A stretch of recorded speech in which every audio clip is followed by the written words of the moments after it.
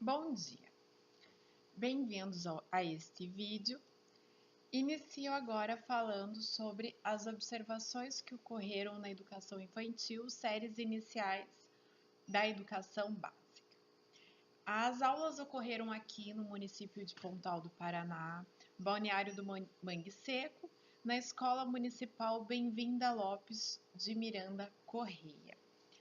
É uma escola pequena, atende a comunidade local, comunidade pesqueira, comunidade tradicional aqui do município, a comunidade indígena também, além de outros filhos de profissionais assalariados, empresários.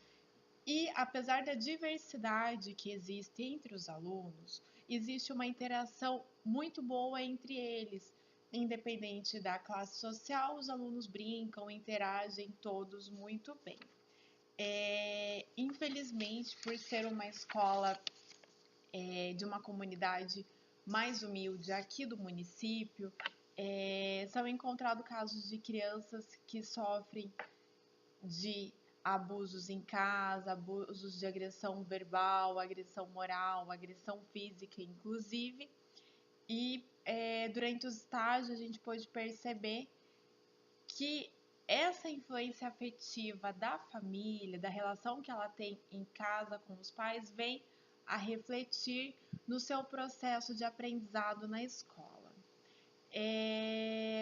A escola bem-vinda, apesar de ser uma escola pequena, ela traz todo o subsídio, toda a infraestrutura física que a criança precisa para se desenvolver, desenvolver o seu intelecto, a sua afetividade, a sua socialização. Ela tem como infraestrutura física uma quadra coberta, onde são realizadas as aulas de educação física, onde são realizados os eventos familiares, né? Algumas reuniões que precisam ser realizadas. Tem banheiros, bebedouros adequados à idade das crianças. É uma escola com acessibilidade, então mantém rampas de entrada, rampas de acesso aos outros lugares. Tem uma ampla sala de informática com os equipamentos disponibilizados pelo próprio município. Como as crianças, a grande maioria, acabam ficando no período integral de ensino, de manhã ocorrem as aulas de grade curricular, seguindo os conteúdos repassados pelo PNE, pela Secretaria Municipal de Educação, pelo currículo, pela LDBEM, e no período do contraturno, período da tarde, é realizado oficinas de alfabetização, oficinas de informática, oficinas de artes, o que faz com que o espaço da escola seja agradável aos alunos, onde eles queiram estar durante o dia inteiro. Então, em relação às observações, elas ocorreram em 3 turmas diferentes, de 3 séries diferentes, com também, por consequência, 3 diferentes fases de desenvolvimento. Ocorreram nas turmas de 1º, 3º e 4º ano. Vou iniciar pela observação dos alunos do 3º ano. Uma sala relativamente pequena se comparada a algumas superlotações que nós encontramos em outras cidades. Então, nós temos 22 alunos dentro de sala de aula, uma média equilibrada entre meninos e meninas. A professora, ela trabalha muito a autonomia dos alunos, e essa é uma característica também presente nas outras turmas. Observei que eles são muito caprichosos em relação ao seu material didático, eles cuidam do lápis, do caderno, seja o recebido pelos pais ou recebido pelo poder público. Então, as professoras, elas sempre procuram trabalhar a valorização do material, o capricho, o cuidado. Até ocorreu em sala de aula que uma criança falou assim: ai, prof, eu não tenho borracha. A outra coleguinha falou assim: ah, eu sei onde que tem uma que você vai poder comprar, minha mãe comprou baratinha. Então, eu achei bem interessante essa autonomia dos alunos de tentar se ajudar, de tentar ver o que é melhor, de tentar contribuir na formação do outro. A professora trabalha através da metodologia tradicional de ensino, então, carteiras enfileiradas, um textinho, quadro negro, mas ela trabalha de maneira muito dinâmica entre os alunos. Então, a leitura em voz alta, a repetição dos conteúdos, perguntar se eles entenderam, o que eles podem acrescentar, qual que é a relação daquele texto com a vida deles. Porém, o que eu observei também é que são textos normalmente mais curtos, como a professora mesma falou, né? Então, nessa questão da tipologia e dos gêneros textuais, eu acredito que poderiam ser trabalhados textos mais complexos, textos com maior conteúdo, com maior riqueza de palavras, de vocabulários, para que eles também possam ouvir diferentes palavras, compreender diferentes estruturas morfológicas e fonéticas da nossa organização, dos códigos, né, dos códigos de escrita. Durante o estágio eu pude observar que as crianças têm dificuldade em ler palavras com sílabas de 4 letras. Pode ser até normal para a idade, é uma nova morfologia de palavras que essas crianças vão aprender, mas se a professora trabalha essas dificuldades com as crianças, você tem um resultado melhor no final.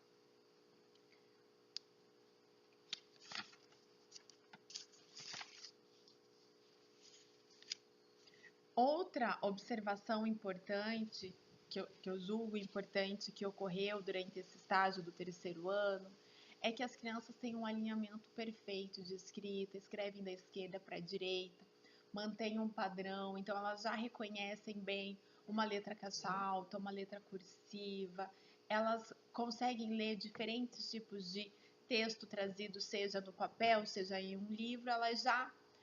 Algumas crianças com mais dificuldades que outras.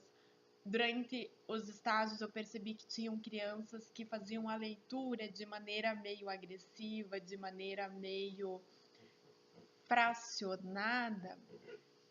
E depois eu fui perceber que essa criança ela tem dificuldades de relacionamento em casa, os pais têm históricos não tem históricos de cuidados, né, em relação ao uso de drogas, ao uso de álcool. Então aí a gente pode perceber como a relação que a família tem em casa, como ela influencia diretamente no aprendizado das crianças. As crianças que têm uma relação saudável, independente de classe social, independente de classe econômica, mas as crianças que têm uma relação saudável com a sua casa, com a sua família, que lê em casa, que tem acesso a tipos de letras, a tipos de vídeos, a tipos de brincadeiras, onde as crianças se divertem em casa, isso reflete na sala de aula. Essas crianças têm melhor comportamento, essas crianças têm melhor desenvolvimento na leitura, na escrita. Na sala de aula, dessa do terceiro ano, não tem nenhuma criança diagnosticada com alguma dificuldade, transtorno, deficiência física, intelectual, nada desse tipo. Mas na escola tem. A escola nós temos alunos autistas, tem alunos com dislalia, com desortografia, mas eu acabei não entrando muito nessa questão porque eu faço estágio de educação especial também. Então, eu deixei para relatar essas observações lá no outro estágio. Mas de antemão, eu posso já afirmar que todas as crianças sabem que tem um aluno autista, fulano é autista, fulano é autista. Mas não há uma interação entre esse aluno, que é autista, que é um aluno muito querido, por sinal, e as outras crianças. Então, talvez seja essa uma falha do processo, talvez esteja sendo trazido a inclusão, mas os professores não estão sabendo lidar, não estão sabendo como repassar essa informação para os alunos. As outras duas turmas observadas referem-se à turma de quarto e primeiro ano, onde eu fiquei menos tempo, assisti apenas a um dia de observação em cada turma, porque eu quis ter mais acesso, maior vínculo com a turma do terceiro, que era onde eu iria aplicar a minha aula, onde eu apliquei a minha aula. Então, a turma de quarto ano, uma turma mais desenvolvida, mais amadurecida, também com muito capricho, organização, autonomia, só que eles têm menos tempo de concentração em sala de aula. Então, a professora está falando, ela tem que toda hora levantar a mão, dar um estralo, dar um grito, para quê? Para que os alunos retornem a atenção a ela, para que os alunos possam realmente prestar atenção na aula. A aula foi elaborada com um pouco de pressa, foi utilizado o mesmo material do ano anterior em relação às formas geométricas, né? Uma aula de matemática, explorando as formas geométricas, as formas espaciais. E a outra observação ocorreram com os alunos do primeiro ano. Foi uma experiência gratificante estar com os aluninhos do primeiro ano. Eu tenho já uma experiência com alunos da educação infantil, né, trabalhando muito a parte lúdica, a parte de organização, a parte de didática, mas eu nunca tinha estado em uma sala de alfabetização e uma sala onde a professora está ali realmente trabalhando os códigos, a leitura de escrita e muito. Então essa professora, ela também, infelizmente, ela trabalha ainda num método tradicional de ensino, trabalhando as vogais, consoantes, ba, be, bi, bo, bu. E algumas crianças, como já vêm da educação infantil, elas já frequentaram as creches e as pré-escolas, esse assunto para ela acaba sendo desmotivador. Ah, isso daí eu já sei. Ah, isso daí é chato. E por outro lado, nós temos os alunos que não tiveram acesso aos códigos, que não participaram desse desenvolvimento cognitivo, desse desenvolvimento de reconhecimento de letras, reconhecimento de sons, de morfologia, de estrutura, de como se falam as palavras, de como eu ouço e como eu falo. Então, para esses alunos é tudo muito complexo, a professora coloca as letras no quadro, eles não conseguem identificar uma sequência, não identificam o que é o começo de uma, o que é final da outra. Ou eles associam as palavras, começou com ba é bala, não pode ser outro tipo de palavra. Então, a professora precisa, né, como a gente pesquisou durante o curso, durante a faculdade, então, como a gente pesquisou que a criança, ela precisa ter relação com o meio que ela está inserida, elas precisam ser lúdicas, precisam ser dinâmicas, precisam fazer significado para a vida da criança. Então, seria necessário repensar, às vezes, esse processo, como que vem sendo administrado em sala de aula, como que a professora pode trabalhar de maneira inovadora, tanto para que as crianças já saibam, elas possam ajudar no processo das crianças que ainda não sabem. A professora separa a turma em duplinhas, né? São duas filas de duplas. Então, talvez se a professora colocasse o aluno que sabe com o aluno que não sabe, fazer mais leitura, o reconhecimento das letras através de massinha, de alfabeto móvel, para quê? Porque a criança, ela tem que brincar, e nesse brincar é que ela vai aprendendo. E essa é uma relação bem estreita que Paulo Freire nos fala, que é uma relação horizontal de aprendizado, onde o professor vai aprendendo com o aluno e o aluno vai aprendendo com o professor. Só que o professor tem que estar aberto também, ele tem que estar aberto a esses novos aprendizados, ele tem que ser pesquisador de como melhorar, como inovar, como eu vou me superar mediante esses obstáculos que vêm sendo enfrentados. Em relação à minha intervenção, ocorreu na turma de terceiro ano, então nós iniciamos a aula como?